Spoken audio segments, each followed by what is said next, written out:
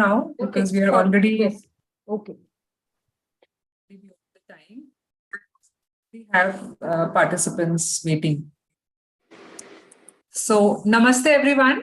Thank you for joining us on a busy weekday evening. Today is the last session of our knowledge series that we have been conducting all of this month, wherein we've got you to meet some students studying at few of the top universities globally. Our intention was to help you get a frank inside picture of these top universities, the courses offered, and some insights on how did they make to these top universities.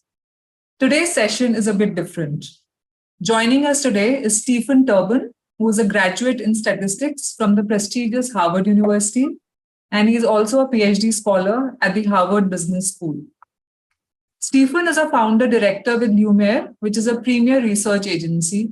And before starting at Harvard Business School, he worked for a few years at McKinsey and with a university in Vietnam called Fulbright University. Stephen is joining us today from Vietnam, and he'll be talking to us about the careers in data science and beyond. In fact, that discussion has already started. Right? So a very warm welcome, Stephen, to you, and thank you so much for joining us today. Yeah, thank you so much. And I'm really excited to be talking with everyone. I wish I had, I'll talk about this I'm sure later, I wish I had started earlier in high school on my journey to dive into data science and AI machine learning. So hoping that some of you will, right my mistake and get into it earlier. Great. So before we dig deeper into the world of data science with Stephen, let me quickly introduce myself for those of you who are new here today. I'm Varnika Agarwal, a career coach and founder of My Big Leap. We are an independent education and career guidance consultancy based in Mumbai with a global reach. We handhold students and parents and provide various services right from career counseling, stream and subject selection from class 8 onwards, based on very scientific assessment tools, helping students to pick the right career choices. We also work with working professionals who are looking to recalibrate their career paths. We work on profile building and university applications for admissions both in India and abroad, while keeping student at the center of all that we do. We help parents in selecting the right curriculum for their kids, apart from conducting various workshops from time to time for schools and individuals. We've had our students selected in few of the top universities across the world. Name of some of these universities you can see on your screens right now. Now, coming to today's session, we've planned this as a 40-minute chat with Stephen, along with 10 minutes of Q&A at the end. So, dear audience, please keep typing in your questions in the chat box as and when you get them, and I will try and include most of them as we go along. We will try and cover the remaining in the Q&A at the end. So should we get started, Stephen? Yeah, let's do it. Great. So Stephen, please share with us your academic journey and what got you interested in data science, AI, and the whole gamut. Yeah, that's a great question. So the kind of the big background on myself, of course, I'm American. Maybe it's like very obvious from my annoying accent and like blindingly white skin. But I grew up in the middle of the US in a state called Missouri. My family's from Hawaii, and I lived part of my life also in Southeast Asia, which is why I'm here right now, but mainly in the US. And I was really lucky to go to Harvard as an undergrad. And when I was there, my dad's a researcher. So my dad's a professor. He's a business school professor. And I was kind of interested in business and entrepreneurship. And so I started off by studying computer science and economics when I was there. And it wasn't until my second year, and those were great, like economics, interesting. It's a great way, I think, to think about the world. Computer science is so useful, really powerful. And then in my second year, my second semester, this is like the very last time when you can switch your what you study, your major, call it a concentration at Harvard. I took a statistics class, and I just fell in love with this subject, which I'd never been exposed to before, which is all about how do we understand why things happen, how data works, and why some things are rare and some things are actually not as rare as we think, but occur pretty often. And when you build upon that knowledge, you can then do things like what we see today using machine learning, AI, data science, and do amazing things like building self-driving cars, or identify all the proteins that are possible in the world, or create instant translation software, things that we're all using or will be using in the future. And so I switched from there to study statistics, study for the next couple of years. Had an internship as a data scientist in my last summer before graduating, and then I was lucky to get a job at McKinsey & Company, which is this big management consulting company. I worked particularly in a division of theirs that was looking at applying machine learning to questions of businesses. So I worked there for a couple of years, learned a ton, and then I worked at this university because I'm really passionate about education. My family's been really affected by opportunities to have or not have higher education. And I came back to Harvard to do a PhD at the business school. And my research essentially at HBS has been around using data science, using big data, using machine learning algorithms to try to understand this very social topic of like entrepreneurship and immigration. Why do people move where they do? Why is it that people start companies that succeed or companies that fail? And so this is like a quick primer in this bigger point of data science being used in so many different fields. I'm using data science and like to study immigrants. It's like so weird, right? Like it's kind of random. I'm not using it to do self-driving cars, but it's an immensely powerful tool.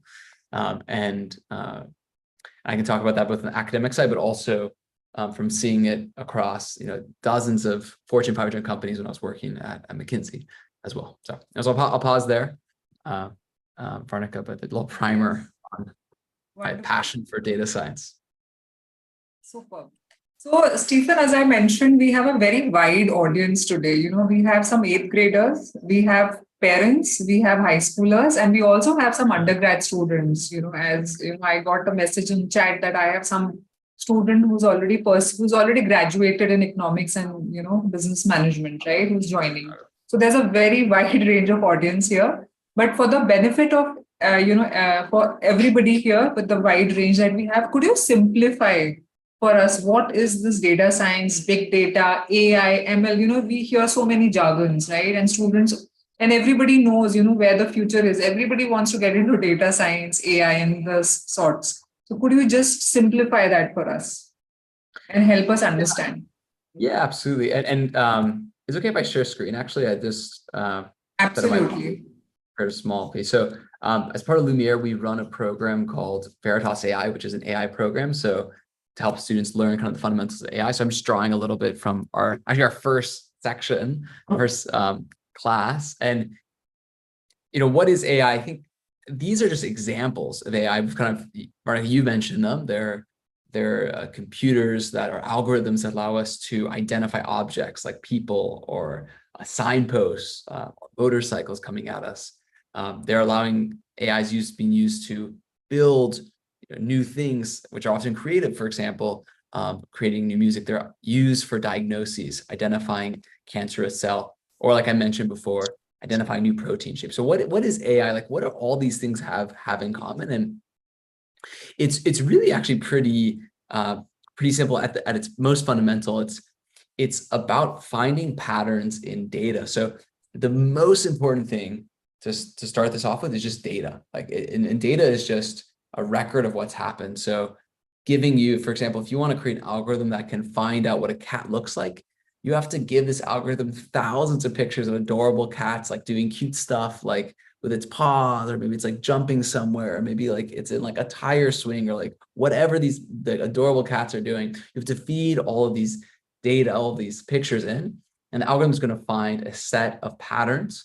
Maybe it's a nose, maybe it's like these ears, maybe it's like, whiskers, whatever it is, in order to identify what a cat is. And then it uses that algorithm, which is developed using the data, to make predictions, or classifications. In this case, a classification might be like, yeah, this is a cat, or this is not a cat. Or prediction might be, what do I think the temperature tomorrow is going to be? I'm going to use all the data we have for hundreds of years in this location, for 100 years, whatever it might be, to then predict what's going to be today. So that's what AI is. It's just as simple as using data, feeding data into an algorithm, which is mathematical, and then that algorithm being trained, and then it's used to predict something out in the world. And that's the fundamentals of AI.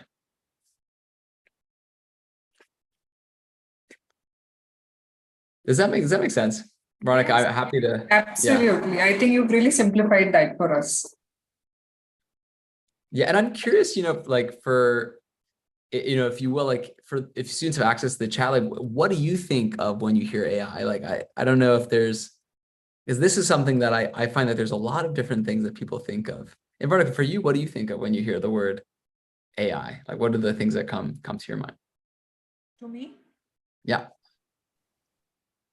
it's basically, replicating human decisions, a computer replicating human decisions.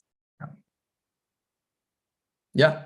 That's Yeah. what And I love that. I love that. And I think what you're describing here is like this like intelligence, like you're trying to like take in this like intelligence that humans have, encode it into this machine, and then use it to predict something.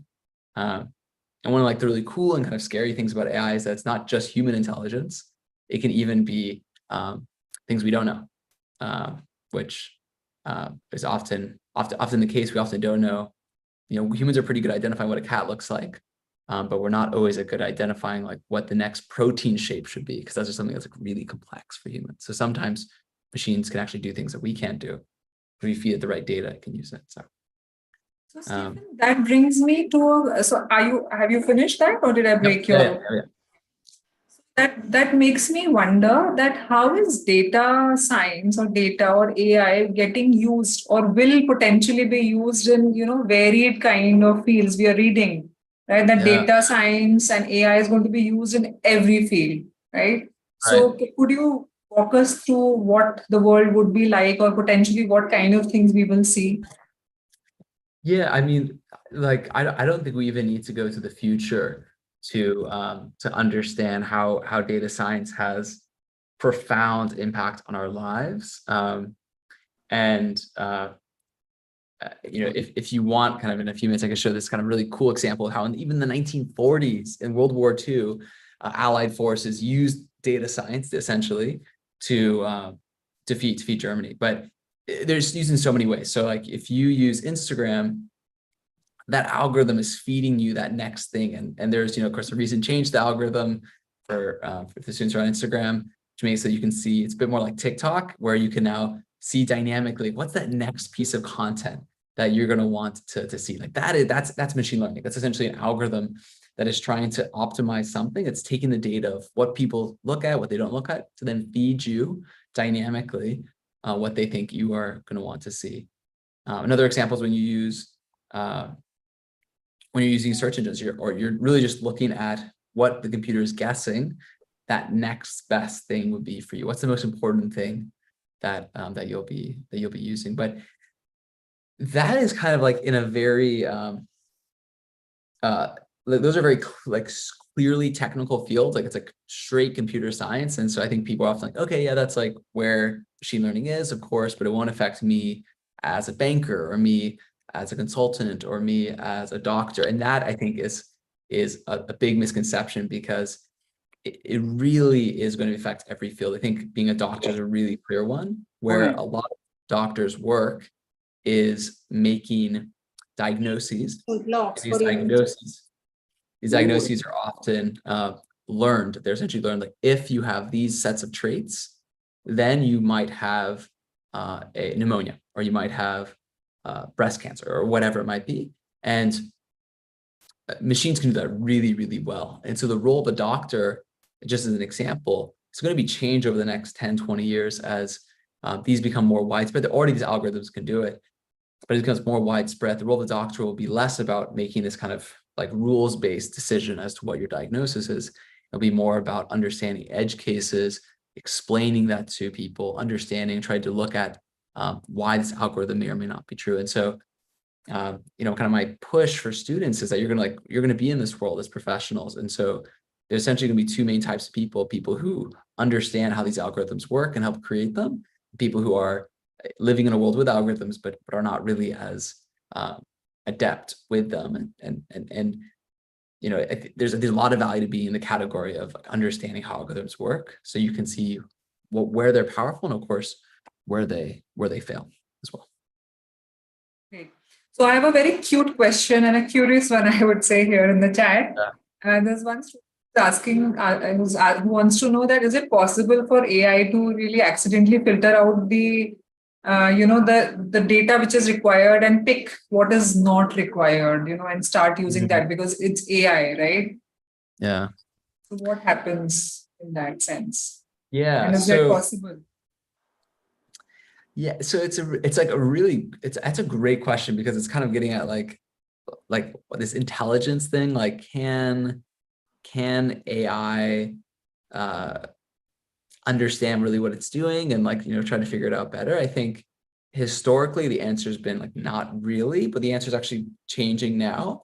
And I'll just give you an example of this. So historically not really, because essentially your AI model just takes in data and then makes a model, and it doesn't really know what's good data or bad data, just like it's just the data that you give it, and then it makes a prediction. So if you there's this really like famous like line for statisticians, which is like, and for modelers, which is crap in, crap out. So if you feed this model crap, it will give you crap. So it's like you better have good Garbage in, data. garbage out. Yeah, garbage in, garbage out, exactly. But there are now models which are what I call generative models, which actually build itself. And an example of this is a couple of years ago, one of the biggest developments in machine learning was that an AI model won sorry, it's got this model called AlphaGo, won the game of Go, which is this really complex board game thought to be like the holy grail of AI, that humans could never be beaten in it. And the way this model works is actually it trained against itself. So it would play itself millions of times. And by playing itself, it would learn about its own weaknesses and adapt to it. And so it would say, okay, I won this game. Here's how I won. Let me do more of this thing. I lost this game. Let me do less of that. And so in that way, actually, this model is maybe more like you're intelligent, because it is actually not just drawing from humans anymore. It's actually drawing from itself. It's playing itself and it's learning from different versions of itself. And so that's really, like a really powerful new type of technology that's emerged in the past like 5-10 years. Sure. So, Stephen, very interestingly, now someone parent wants to know that, so what kind of subjects did you enjoy in school in order to, that you sort of decided eventually? So, of course, I think that parent has missed out that initially you went in to study economics and CS, and then Yeah. towards the mid part of your course is when you really got interested in data science. But what were the subjects you typically enjoyed, or what are the subjects one should focus on, if I may ask that, during their high school or the initial years in middle school? Yeah, I think if you're interested in doing like data science or machine learning or even computer science, I definitely think the foundations for that are going to be definitely math. I think math up to the level of like up to linear algebra, so like doing calculus, potentially even higher levels if you're doing IB. I think that's probably the most foundational. If you can, getting early exposure to computer science. I only got exposed to computer science in my freshman year of college, and I wish I had been exposed, 5 years earlier and having coding earlier, because it's just you just need to put in the hours, frankly, to get really good at coding. So I definitely think computer science, but it just to be like one of the things I think is so powerful about data science. Like we have a lot of students who come to us and say, hey, I'm interested in data science, but I really want to go study economics, or I want to study, medicine. And the thing about data science that's powerful is that it's a tool that you can use for other things. Like I am a social science researcher. I research like businesses and entrepreneurs. When I use data science to do it, I'm not really like just a machine learning researcher. So that's like, you don't have to, you should also just study what you find is really cool. And you can apply data science really effectively to any of those fields. And that's, I think, the promise of data science and So AI. this is a very interesting angle that you've gotten, right? So, so imagine if there's a student who is interested in biology as well as in maths, right? I know they can get into bioinformatics, right? But how do they do that, right? In high school, they study math, they study biology. Yeah. Then in undergrad, what is the course they should be studying? Should they be getting into the biological field, or should they be getting into the mathematical or the statistical fields? Yeah. It's a great question. And I think that distinction is becoming more blurry as well. Like I think even in schools, you're seeing like Berkeley has this great Center for Data Science, which is cross-disciplinary. It draws from a bunch of different departments in the university. So Harvard has something similar to that. So I think in a way you don't have to choose because you likely, if you study biology, you will have some data science. And if you study data science, you'll be able to apply it. But I do think probably the question you want to ask yourself is like, what do I see as like my main thing? And when do I want to move into, when I want to go from like technical skill to content expert? And I think usually it's better to go like technical skills and then move into the content area. It's harder to go content to technical skills, if that makes sense.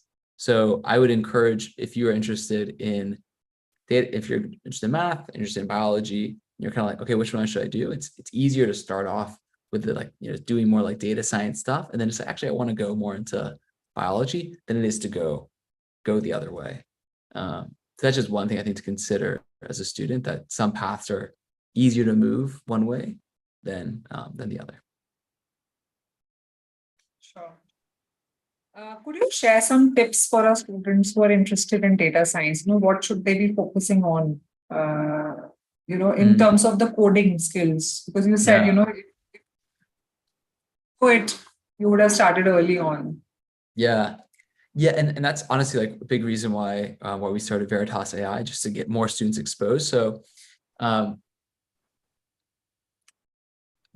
would say the most important thing that you could do is get exposed as possible to coding. And that doesn't need to be like super low level. It could just be really, I think more valuable is just do something that's really fun. And if you see it as like a cool tool to achieve something fun, that's great. So there are great coding classes out there which are about designing websites, designing apps, or creating worlds in VR. Like for example, the course we run is all about using machine learning, and applying it to cool, socially impactful projects. So any of those are potential ways to get involved. And then I think the path I'm seeing a lot of like the most talented students, and who also have the resources to do it, is that starting like the 10th or 11th, and even going to the 12th grade, they start doing as well individual projects that are usually based on their interest area, and then applying these types of tools like data science to those projects, usually with a mentor who's an expert in like those two fields. So I think if you're younger than that, like, just trying to learn about your areas of interest and taking some of these classes, and of course, doing as well you can in like math. And then starting the 11th, 12th, thinking about doing like individual passion projects or research projects or something like that, which you can apply the skill set. Yeah. Farnaz, would you agree with that? I mean, I know that you have a lot of students are interested, so I'm curious if you think that's, how you would approach that. No, absolutely. I think that makes sense. It's always nice to, so I think at a high school level, I'm not sure how much children can really get into the real data science and the models for it. But I think to really get into the basics of it definitely will help to sort of start looking at data from different perspectives to help you analyze it, and really understand the underlying story behind what the numbers are really telling you. Surely will, help you understand that numbers do speak a story. Absolutely. Yeah. Absolutely. So just as an extension to what we are discussing, I have somebody here with 10 years of experience in quant market research. Okay. But no background in computer science and economics. The person wants to know, how can data science add value to their career? And is there any module in data science that one should particularly focus on? So just make sure I got that. This person has 10 years in market analytics, and they're thinking, how would data science help me in my career, and how could I get involved? Is that right? Yes. Yeah. Well, I think I mean, the way to think about data science is just being really, really good at understanding how data works. And so marketing analytics, actually marketing, it's so cool in business schools, which I like, that's the world I know well. Like marketing is one of the most quantitative subjects. Like it often sounds like you have also these like people who study psychology who are like very like, high EQ, but then you also have these like incredibly rigorous, like mathematicians, quantitative researchers who are studying marketing. And the reason for that is that marketing is one of the first areas that has there's so much data, which of course you know better, as someone who works in that field. And so I think data science can be really valuable. It just gets you more comfortable understanding data, making suggestions about how you can use it. And maybe machine learning would be useful there. I probably not like immediately applicable, but helps you understand kind of the context. And then there are lots of great modules online. A data camp I really like is one, but I would just look around and get started using Python as like my kind of core suggestion for how to approach it. Yeah. Thanks, Stephen. I hope that answers your question. So Stephen, let's come to the careers, right? So what kind of courses, number one, that students can look at for their undergrad if they want to eventually move to data science, and then from there on, what kind of careers pan out? Yeah. So maybe we could start with the careers and kind of work backwards for that question. So I think that would be great. Yeah, if you're interested in using data science, there's so many different areas, and you could end up you could become a data scientist. That is certainly one, and those are people who work at places like Facebook or Google or pharmaceutical companies and are creating models or looking at data and trying to understand or make predictions about what should happen in the future. The people who are writing those algorithms that you're using on Instagram, when you're looking through Reels. So that's one option. You could become a kind of more of a business analyst. So essentially, you understand how to use data, and you are more about translating these models to real like business insights. So like at McKinsey, for example, we're now hiring so many people who have this data science background, and McKinsey's like this like really top organization if you want to get into business. And so if you have a really strong data background, you're much more likely to get a job at a place like McKinsey than if you don't. And that's just because their clients are more and more demanding them to use data. And so they're building up more and more of these capabilities. I think a final one is, you could even look at fusing data. You could even look at things like field-specific areas. So if you want to do healthcare analyst, or if you want to be a marketing analyst, for example, all of these areas are essentially about applying these tools of data science to specific questions. So it's really about building up the skill set of using data. And like for families for whom you're thinking about your income and your future financial prospects, which certainly I think is a very reasonable thing to be thinking about. Like one of the great things about it is that data scientists are paid like really, really well in the US because it's a really high in demand skill set.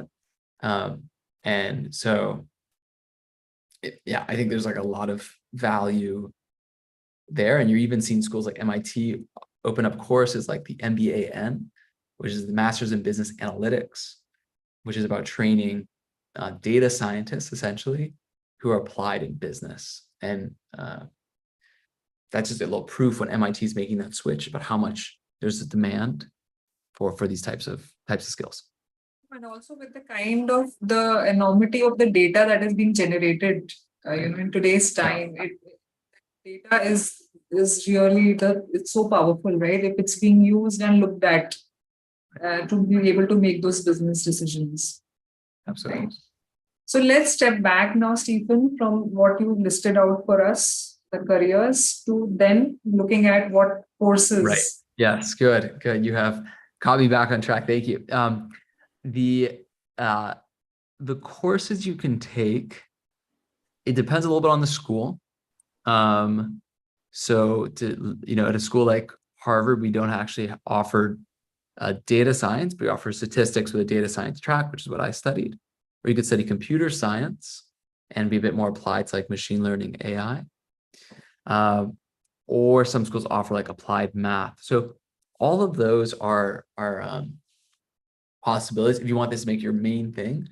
But many schools like Berkeley, Penn, Harvard are essentially creating your content area expert, and then they're adding on like secondaries or certificates that are like data science certificate or secondary in data science or a minor in data science. And I think that's a great way for you also to build up the skills, but still focus on your content area of interest. Yeah, so those are some of the choices that you have. If you really want to get data science, that toolkit in, those are essentially the choices that you have. Sure. And you mentioned that you specifically look at the social sciences data, right? Yeah. Yeah. So could you maybe elaborate a bit on the social sciences part of it with data science? Yeah, well, it's the thing about data science, which is like super cool, and which is why I studied it in undergrad statistics, is that essentially like the model that you use to predict whether or not a cell is cancerous is the exact same model that you could use to detect whether or not someone is frowning. Like that same model, which is trying to detect an image, is the same. And so if you are interested in the social sciences, great, like economics, psychology, business, then you're just as likely to use data science as if you're in, a more STEM oriented field. And so, again, I would recommend if you are in the social sciences to consider, doing one of these certificates or secondaries, or to consider actually doing data science and then just being clear with yourself. This is like me, like I always knew I was interested in the social sciences, but I felt like, you know what, this is the only time in my life and I'm going to put in the effort to gain these kind of technical skills. So I'm going to spend 4 years learning these technical skills, and then I'm going to go and become, a PhD student at a business school. So that was like kind of the choice that I made. And that's another choice that you could consider doing, try to build up more technical skills and then move to the social sciences. So that's one way to approach it. Sure. So there is one student who's asking here that is physics an important subject, if you want to sort of go in this direction. Is physics an important subject?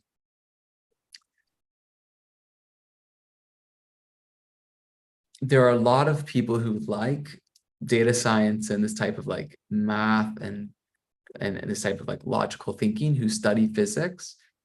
I don't think physics as a subject is very closely related. It's related insofar that physics uses a lot of math, and that math, ability will definitely relate to being able to pick up the statistics, but understanding string theory is not going to get you very far when it comes to data science. But I would say physics PhDs often leave their PhDs and become data scientists because once you get to the level of a high level, especially astrophysics, then it uses a ton of data science in their work. And so along the way of doing physics, they often learn data science. Yeah, and if I may add, that physics is really an application of math, right? In the real world. Right. So, it's a very obvious application, right? So, of course, in data science, what you are doing in data science is you are doing similar stuff, right? You're applying math to figure out patterns and trends from the real world data that is being produced. So, definitely, physics is like a precursor to what you will eventually be doing. Mm-hmm. Yeah? Mm-hmm.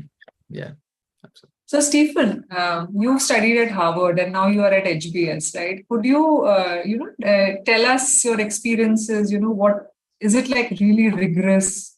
Is it difficult? Because there are so many students who are very eager to know the student experience there, right? You know that it's tough to get into these institutions, but then does life become even tougher once you get there, or do you enjoy? What is it? Yeah, I think at least my experience with Harvard is that it's much harder to get into Harvard than to get out of Harvard. So in the sense of like, once you're in, there's a lots of resources. These schools are really, they're really focused on the students who are in it being successful. And so there are a lot of really tough courses, and you of course have like these super smart classmates, and you're kind of like, sometimes you're like, oh, like, why am I here? Everyone's so smart. I'm an idiot. But everyone kind of feels that way, except for that really, really smart kid. Like that person probably is like, I totally should be here. But most people are just kind of like, hard workers who are like slightly smart, but really just hardworking and lucky. And so the classes are certainly can be hard, but I don't think I often felt that my high school courses were more difficult than my courses at Harvard, because I was like stressed out of my mind, like trying to write, or figure out this math thing. And Harvard can be super stressful, but it's very supportive, and it's actually not that competitive. If you're not doing like medicine, or if you don't want to go into like finance or something, which most students aren't in either of those two categories. People are just doing their own thing. And so it's also a really warm and welcoming environment for new students. And yeah, that was one thing I was surprised by. I thought everyone would just be like, kind of cutthroat and like, super intense. And actually people are like really fun and nice, and like to go, parents don't hear this, but like to go party and like, or miss class. And so, yeah, I would say it's a normal group that's highly motivated and pretty smart. Superb.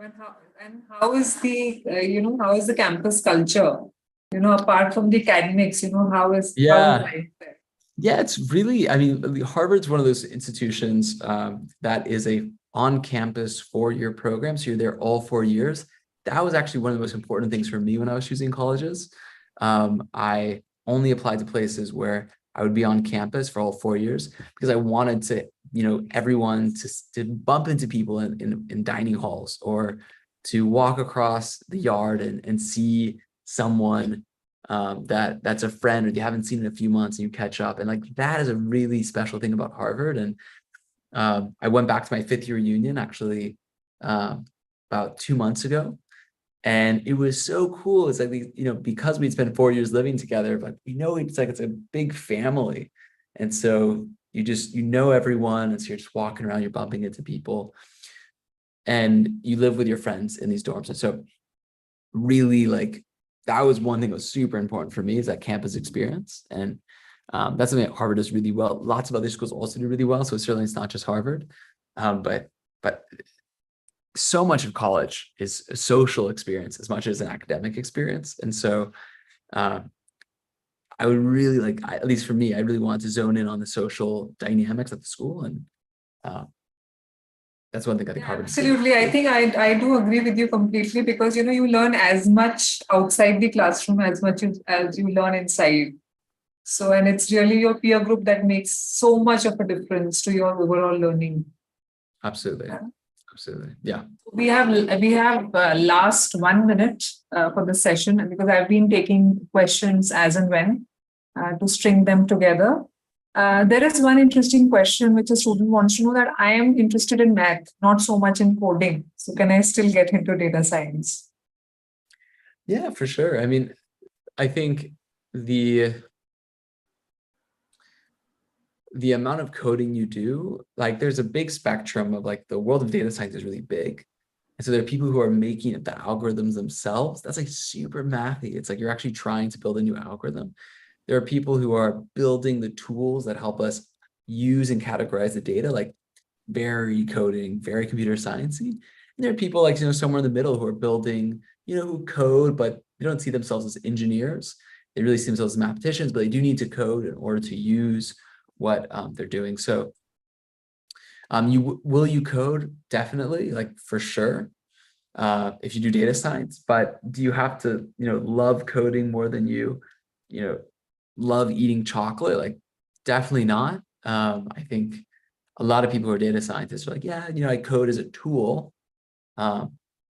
which allows me then to use data. But does that sort of, reduce the chances for admission for a student if they don't have a strong coding, profile, and they're applying to this kind of a course? Yeah, so yeah, it's a good question. What it depends a little bit on the school. First of all, it's pretty competitive. So like, computer science, data science, even math a little bit less, but these are very competitive schools to get into, especially if you're applying into a program into a school, then it gets even more competitive. Like I think Georgia, CMU, general acceptance rate is like 20%. Their CS acceptance rate is 5%. And then if you're like an Indian man or something as a man, that could be like 2% or 1%. So like I was about to say that, you're telling, you're not really telling the statistics for the international students because it's much lower. Absolutely. Yeah. Like I think MIT accepted 2 students from India like last year, 2 out of like 3,000. It's like ridiculous. So, if you are applying to those highly selected places in computer science, data science, you should have a coding background, I think, because otherwise you're not going to be competitive in that pool for sure.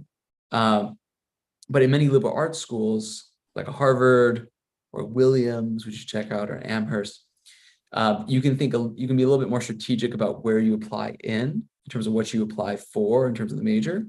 And then, get that coding skills and background later on. Admission officers are, by the way, unless you're at a place like MIT, are generalists. They themselves are not very technical. And so their ability to distinguish between like really, really good coder and like pretty good coder is like not that good actually. So that just be rest assured that like, they maybe study sociology or history. And so their ability to like really distinguish like between these students is like not very strong, frankly. And so you can kind of shroud yourself a little bit of mystery. Just if you want to think super tactically about this. Sure. So your last piece of advice, Stephen, to our students who joined today. Yeah, my big piece of advice, I hope it's come across, is that I think data science is just such a valuable skill set for you to build up and for you to get exposed to early on.